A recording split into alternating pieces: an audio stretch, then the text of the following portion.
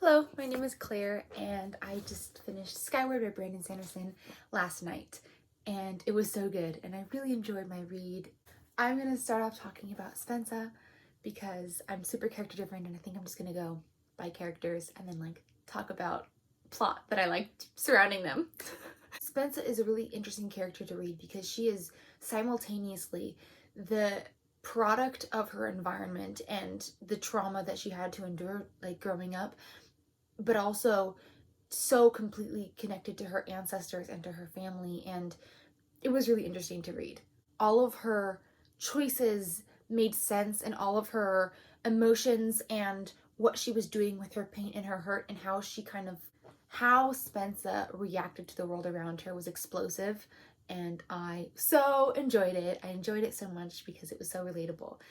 Although I do believe that nothing in Spensa's character was just for plot, like it wasn't just a plot device, I think the pact with Hurl could have been a little more fleshed out if they had more scenes building up the friendship, and they had a lot of chemistry because they were just different sides of the same coin. They were both raised to villainize cowardice. Hurl's family villainized Spensa's father. Spensa's family was interesting because they romanticized the idea of heroes and bravery and being the center of the story, but also just everything that she was growing up in. Spensa obviously started to villainize cowardice, and so those two emotions just kind of went together, and it was so interesting to have those two characters interact, and especially once they started intermingling. It was great. I loved it.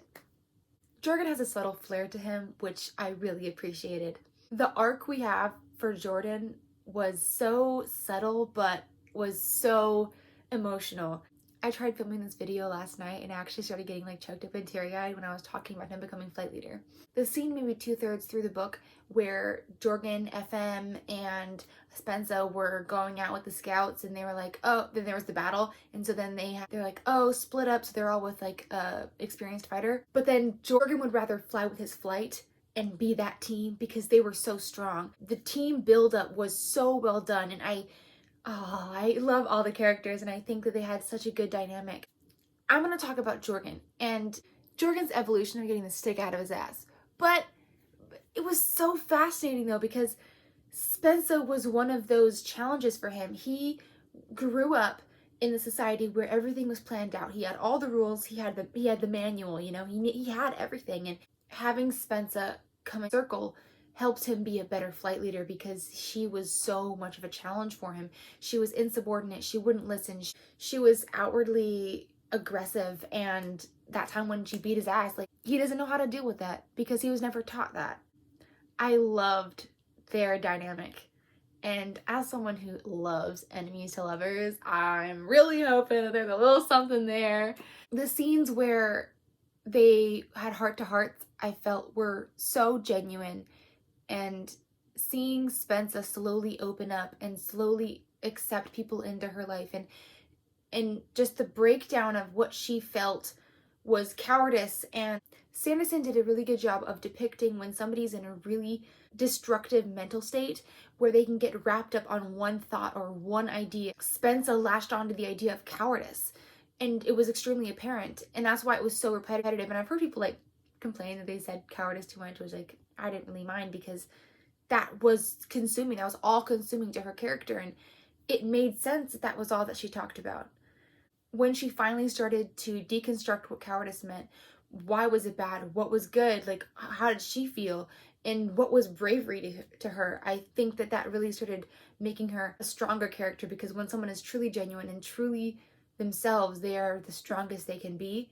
And I felt that was so apparent with Spensa, because as soon as she started opening up and leaning on her teammates and accepting them into her life and having that dynamic with FM, Jorgen, and her, it was spot on. And it was everything that I wanted. They just became such a strong team. I need to talk about Cobb. Having an instructor who wasn't just a mouthpiece for the propaganda, and it wasn't just an easy out for Sanderson to just talk about all of the brainwashing that was going on in the DDF. Having a character who was opposed to that but is also how we're learning about it, I think was great, because you got to have this character who was well fleshed out and well thought about, but also you got to see when Spencer would like go past a different classroom and you would hear just them talking about destructors and not ejecting, and you can tell that Cobb took a lot out of him to be there in that class and watch these people who are going to die just mindless, this mindless war against cowardice, and how Cobb was so traumatized by all of the propaganda that was shown in the DDF. Like, you know, he lost so many people to not ejecting just because he got so worked up when Hurl died, and he was just talking to them like, oh, you need to eject, you will eject. Like, that was so heart-wrenching. He's a fleshed out character and brought a lot to the story. He really did. FM's an interesting one because I thought she brought a lot of reality to the story. She was still like a rich girl from the caverns. They're often fucking caverns, but like she was from like the deep caverns, I believe. She grew up with excess and she became a pilot, but she understood the complexity to the DDF and she wasn't a part of the propaganda. FM was a really good balance to Spencer and Jorgen, because with Spencer you have this whirlpool of emotions and she is driven by her emotions, she's driven by her past, she's driven by her family and her loyalty. And then you have Jorgen, who is so separate from that, and he is driven by his structure and his rules and what he knows and the facts. And then with FM you have somebody who is going for herself.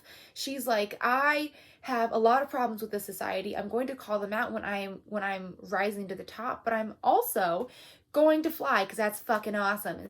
She brought a lot of reality to the table because she's just such a good character, and Sanderson allowed her to be feminine yet funny, but also so part of the story, and she's like I thought she was a good writer. That one part where FM and Spencer are talking and FM is like, oh, like, I'm sure you're like really like sweet like inside, and Spencer's like, yeah, no, like that's not it.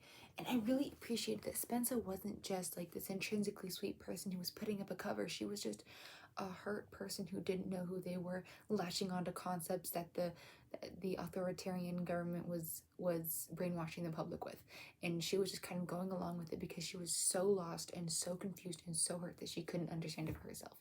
And I love that, and I can't wait for her to actually get to know herself because I bet she's pretty cool. Ned. I really related to Ned, not on like a deep emotional crying level, but Ned subverted expectations and tended to dumb himself down just because it was easier to be liked by being funny than by having his smarts there. I would really love to get to be in Ned's head. I think that he was a really interesting character and we didn't get a lot about him. That one scene where Spencer was talking with Jorgen and she was like, you realize that like all of the poor people who weren't like the rich kids in like the caverns, like, yeah, they're all washed out. And Jorgen put on his like privilege shades and was like, yeah, I don't see that, which made sense for both of their characters in the moment. But I really liked that Sanderson brought in that aspect to the world. He had a lot of those lines where you could tell that there was more depth, but he would only kind of like, you know, put a small spotlight on things. I would have appreciated if the story was a little slowed down just so we could see a little more complexity and intricateness, but it's a YA novel and I think that it was extremely well. Oh, Quirk. I liked Quirk. Usually when you have those just ridiculously upbeat characters, they can get a little tiresome, but during the sleepover scene when you start to see so many of the characters for more than what just their surface level is, I started really falling in love with everybody. The fact that they would take the time and the risk of having her stay in their room, it meant a lot. Having Spencer see just the depth of the ostracization that she was feeling was heart-wrenching. But I love the fact that we can see why Ironsides did that. She was being less harsh than she could have been, but it was still traumatized a young kid. And I liked that a lot of it just made sense. Nothing felt out of place or weird or like just plot driven, so I appreciated that. I felt so hard for Jorgen when we saw Spencer after the sleepover.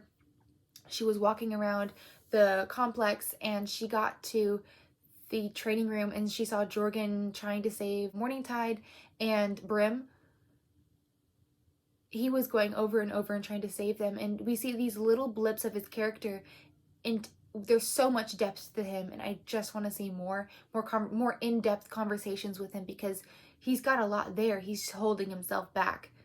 I love these characters, and I love the plot. I usually don't pick up sci-fi just because I'm afraid of AIs. Surprisingly, I really liked Mbot. Mbot was sassy and grounded, and I thought he actually brought a lot of humanity to the table. Mbot was a rational head with all of these emotionally driven characters, which I thought was also a really good balance.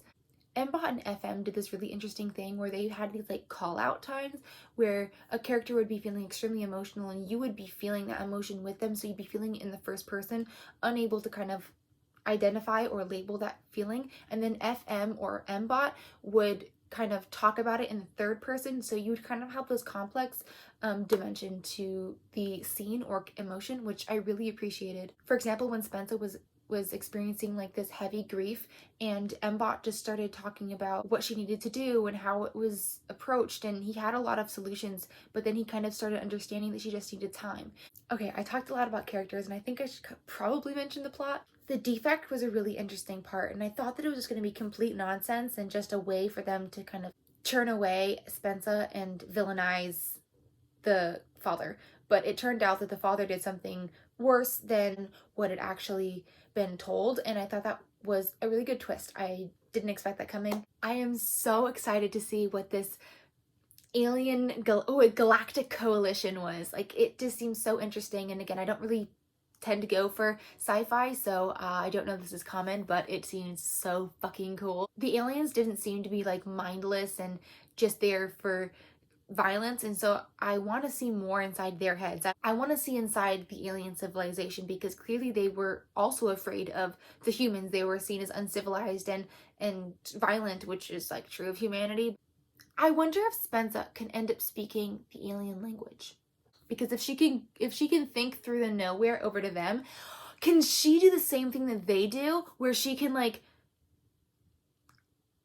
I want to know more about the ancient civilization that was on Detritus, because I think it said that they abandoned it. But did they die? Were they wiped out, or did they leave? And if so, where did they go? And if so, why? And are there more spaceships like Mbot? I think that there's an entire species of just people like Spencer, the Cytonics. What if all of the people that lived on the planet were Cytonics, and they all had these ships that would protect them from the Krell? I'm really excited for this. It was a really solid book with solid characters, and the plot was really engaging, and everyone brought a lot to the table.